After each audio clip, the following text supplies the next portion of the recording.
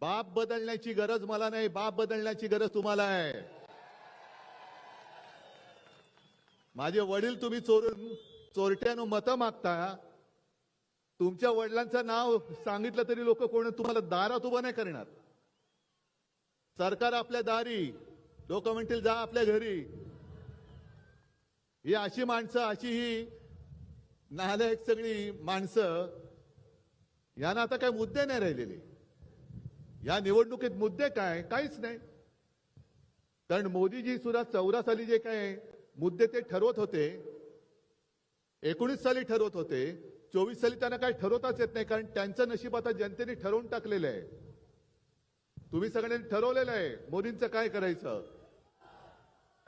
तडीपार तुम्ही बोलताय, मी नाही, तुम्ही बोलताय. आणि म्हणून त्यांचं काय चाललंय, सगळीकडे जात आहेत.